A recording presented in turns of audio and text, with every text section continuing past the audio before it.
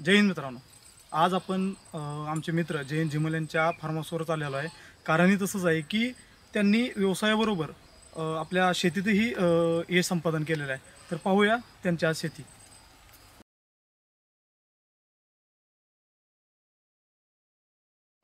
चला तर मित्रांनो, जयंत जिमल यांची ही आंब्याची बाग आहे. त्याची आपण पूर्ण त्यांच्याकडून माहिती घेऊया.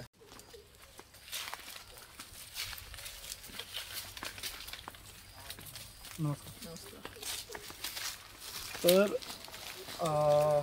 आज आपण ज्या व्यक्तीसाठी आलोय ना, ते हेच आहेत जयंत जिमल. नमस्कार. जयंत, तुम्ही आंबा लागवडीच्या क्षेत्रात कधीपासून आहे आता? आपण ही झाडे 7 ते 8 वर्षापूर्वी लावलेली आहेत. तेव्हापासून आपण नवीन प्रयोग म्हणून हो. बागायती क्षेत्रात आपण उतरलेलो आहे.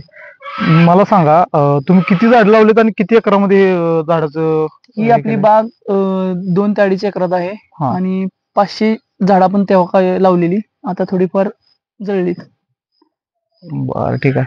चांगलं काम आहे. आवडलं आम्हाला हे भरपूर. असं म्हणजे बागेमध्ये आलं ना, असं वाटतंय की स्वर्गात आल्यासारखं वाटतंय. पण एक प्रश्न तुम्हाला आवर्जून विचारावं वाटतंय की विचारू नाही, पण विचार म्हणजे तुमचं उत्पन्न किती आहे या बागेमधून? उत्पन्न चांगलं आहे. मागच्या वर्षी आमची बाग 4 लाखाच्या आसपास आम्ही आंबे विकलेले आहेत. मागच्या वर्षीचे उत्पन्न चांगले आहे. सेंद्रिय प्रकारे आपण पूर्ण सेंद्रिय खत टाकून बागेचं सगळं हे केलेलं आहे. त्यातून आपल्याला 4 लाखाचं उत्पन्न भेटलेलं आहे. ओके. पूर्ण सेंद्रिय पूर्ण मध्ये सेंद्रिय. सर्व आंबे आहेत. कोणताही रासायनिक खत आपण वापरलेलं नाही. तेच आताच काय असं झालंय, पूर्ण शेतकरी आहे ना, रासायनिक प्रक्रिया करून कसं पण ते रोपटं उगवून आणतात. पण तुम्ही जे सेंद्रिय पद्धतीने जी शेती केली ना, त्याबद्दल तुमचं धन्यवाद. जयंत, आंब्या व्यतिरिक्त तुमच्याकडे कुठले फळबाग अजून आहेत का? आंब्या व्यतिरिक्त आपली चिक्कूची बाग आहे, सीताफळीची बाग आहे आणि केळीची पण बाग आहे. आणि आपण नवीन आता प्रयोग म्हणून शेवग्याची सुद्धा 2 एकराची लागण आहे आपली. 1 वर्ष झाला, पण त्याचं पण 2 उत्पन्न घेतले. ओके. आम्हाला चिकूची बाग बघायची होती, तर तुम्ही दाखवू शकाल? चला. ओके, ठीक आहे. थँक्यू. जय शेठ, ही सागवानी तुमच्याकडे झाड आहेत का? हा, सागवानाची लागवड ही आमच्या वडिलांनी एक 20 वर्षापूर्वी केलेली आहे. हा. भरपूर झाड आहेत की तुमच्याकडे? आपण आहेत. ही अर्धा एकर लावलेली आपण, त्यातून आपण काही विक्री केलेली आहेत. आता ही थोडी राहिलेली आहेत. भरपूर उंच झालेत. ही लागवड आपण आंब्या बरोबरच 100 रोपं लावलेली चिक्कूची. अशीच वडिलांची इच्छा होती म्हणून. त्यातून आपल्याला चांगलं उत्पन्न मिळते. दर फळांच्या वेळेस आपण बुधवारी इथंच मार्केटला, मसोड मार्केटलाच हे चिक्कू घालवतो आपण. ह्याला दर कमी आहे, 35 ते 40 रुपये पर्यंत दर मिळतो. पण आम्ही अशीच हाऊस म्हणून लावलेली आहे. छान आहे. तुम्ही जे आता तुम्ही जे केलं नाही शेतीमध्ये, ते अतिशय आमच्या उत्कृष्ट आहे. वडिलांची इच्छा होती की सर्व प्रकारचे आपल्याला झाड पाहिजे. त्यामुळे आमच्या कमीत कमी एक 12-13 प्रकारची फळझाड आहेत. मी बघितलं आता ते आंब्याचं किंवा चिकूचं मस्त तुम्ही नियोजन केलंय.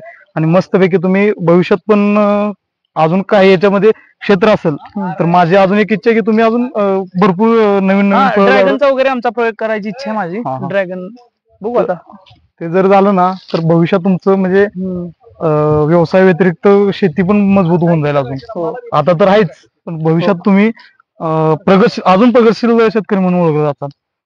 शेतीची आवड पहिल्यापासून निसर्गाबरोबर जी आपली नाळ राहते ना, ती शेतीमुळेच राहते. शेती हा महाराष्ट्राचा मुख्य व्यवसाय आहे. जर शेती नसेल तर आपल्या महाराष्ट्राचं नामोनिशाण मिटेल. तर जयंत शेठ, तुम्ही मस्तपैकी केलेलं आहे. सगळं नियोजनबद्ध कार्यक्रम आहे, आपल्याला आवडलेला आहे. फक्त व्हिडिओ घे. 4 झाड आहेत. हा, मगाशी म्हणले तसं तुम्हाला, ही आपली शेवग्याची बाग आहे. हा आपण पहिल्यांदाच नवीन प्रयोग केलेला आहे आणि यातून आपल्याला चांगलं उत्पन्न भेटलेलं आहे. ठीक आहे. अजून काय फळबागा वगैरे आहेत का तुमच्याकडे? आता ऊस आपण केलेला आहे 4.5 एकर आणि दुसरा म्हणजे सीताफळीची आपली 1 एकराची लागण आहे. चला तर ते पण बघू आपण. ग्रामपंचायत घरी ठेवायचं नाही.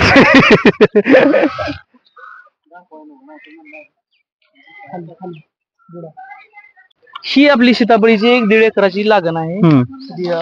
700 झाड आहेत आपली.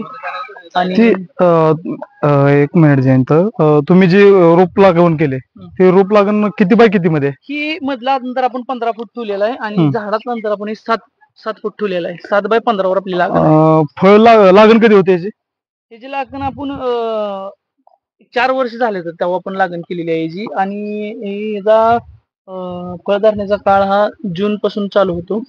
ठीक आहे. अं, आतापर्यंत त्याचं उत्पन्न वगैरे? उत्पन्न तसं जास्त झालेलं नाही अजून आपल्याला ह्याच्यातनं, पण तशी तरी 1,20,000च्या लेवलनं आपल्याला उत्पन्न भेटलंय. आतापर्यंत ना? हो. ठीक आहे, हे पण चांगला व्यवसाय आहे. जयंत, आता तुम्ही उत्पन्नाबद्दल तर बोललेलाच आहे, पण ह्याचं मार्केट जवळ आसपास आहे का? आणि त्याची व्हरायटी कोणती कुठली? आता आपल्या भागात मार्केट म्हणलं तर पुणे किंवा सातारा, कराड आहे. बरं. इथं तर लोकल मार्केटला हा माल जात नाही, कारण की ही व्हरायटी गोल्डन म्हणून आहे. हा. हे आपल्या रेग्युलर सीताफळपेक्षा वेगळं आहे आणि त्याचा गाभा वगैरे जास्त आहे, गोडी पण जास्त आहे याची, आणि याची जी टिकवून क्षमता आहे ना ती बाकीच्या सीताफळपेक्षा जास्त आहे. तर जयंत शेठ, तुम्ही जी आता निसर्गरम्य जीवन जगताय ना, त्याच्याबद्दल खूप म्हणजे असं मला आनंद भरून आलाय की आपण एवढ्या सिटीमध्ये राहतोय आणि इथं आल्यानंतर एवढा आनंद होतोय की बस, गावाचं जीवनच सगळ्यात बेस्ट जीवन आहे. मी आता बघितलं पूर्ण फळझाडं बघितलं, याच्या व्यतिरिक्त तुमच्याकडे काय अजून? हा, आपण पारंपरिक शेती वगैरे शेती पण करतोय. आपला ऊस आहे 4.5 एकर, हा. आणि मका पण आपली 1.5-2 एकर आहे. हा. आणि आता बाजरीचा सीझन आहे तर बाजरी आपली 1 एकर आहे. तर हा आपला ऊस आहे 4.5 एकराची लागण आहे आपली हा. आताची चालू जी सुरूची लागण आहे आपली 4.5 एकर. हा 265 जातीचा ऊस आहे. याचा कालावधी किती आहे? हा 1 वर्ष. 1 वर्ष. 1 वर्ष. आणि इथं जवळचा कारखाना कुठला आहे तुम्हाला? आपल्याला इथं राजेवाडी आहे, इकडे पडळ आहे, मग त्या थोडं दूर गेलं तर गोपूस पण आहे. दर वगैरे कसा काय? दर दर हा दर म्हणजे आता सध्या तर 3,000 रुपये आहे. 3100 पर्यंत जातो कधी कधी.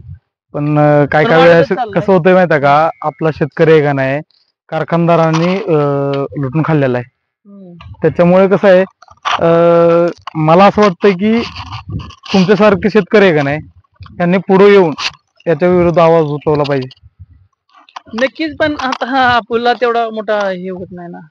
बरोबर आहे, कारण ठीक बघू आहे, भविष्यात. भविष्यात करावं लागेल, कारण आता शेतकरी भरपूर अडचणीत आहे. तुमच्यासारख्या प्रगतशील शेतकऱ्यांच्या फार्म हाऊसवर आलो, धन्य झालो असं वाटायला लागलंय.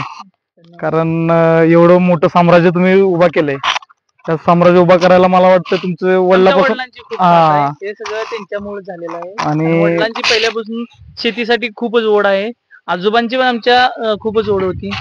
आणि एक तुमचं एक वैशिष्ट्य ऐकलंय की तुमचं एक गाव आहे का नाही, तुमच्या गावाला तुमच्या आजोबांची कृपा आहे. म्हणजे काय आलंय ते, जो तलाव आहे का नाही, त्यावेळेस पाणी सगळं वरून यायचं, ते खाली जायचं राजवाडीला. पण हे तलावाची साठवणूक झाल्यामुळे नाही, त्या तुमच्या आजोबांचं पण नाव भरपूर आहे गावात. हो, आजोबांनी आमच्या तो तलाव मंजूर करून आणून त्या टायमिंगला ते सरपंच असताना त्यांनी ते मंजूर करून तलाव निर्मिती केली आहे. तलाव. हा, ते येताना मी पण ते ऐकलं थोडं. ठीक आहे जयंत साहेब, धन्यवाद.